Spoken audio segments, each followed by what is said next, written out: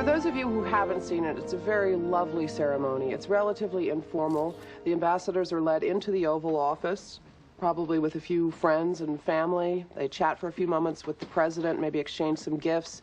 And they're officially presented by the State Department's Chief of Protocol, who asks the president to accept the ambassador's credentials, and the president signs a letter to that effect. Yes? CJ, you're accepting 4 new ambassadors this week. Is there an order or a protocol in which they're seen? There is. It's the order in which they arrived in Washington. This morning, the president saw Ambassador Sumatra of Thailand, then it'll be Peter Hans of Sweden, followed by Her Excellency Renee Ernesto of Argentina, Noah Jola of Burkina Faso, and the newly named British ambassador to the United States will be arriving in the United States just as soon as he's been newly named. I thought I was going to... I understand you're a sports fan. Yes, sir, Mr. President. Golf. Okay, well, golf's not a sport.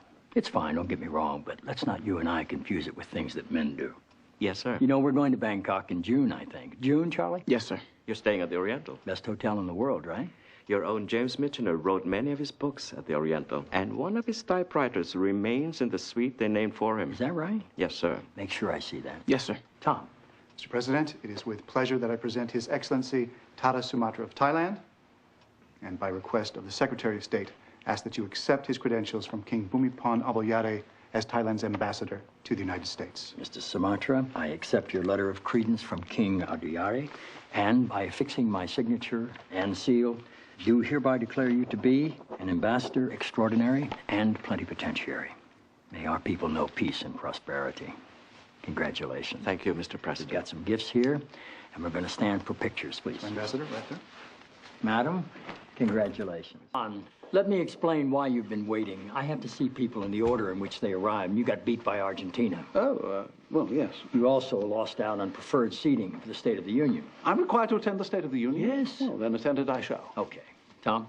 Mr. President, it is with pleasure that I present His Excellency Lord John Marbury of Great Britain, and by request of the Secretary of State, ask that you accept his credentials from Her Royal Majesty, Queen Elizabeth II, as Great Britain's ambassador to the United States.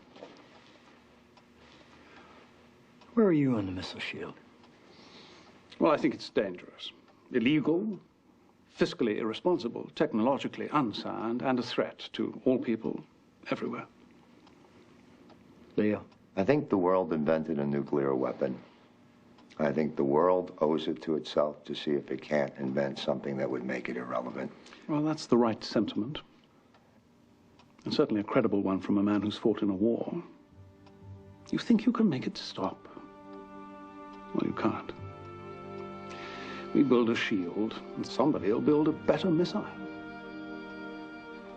Well, it's a discussion for serious men. They say a statesman is a politician who's been dead for 15 years.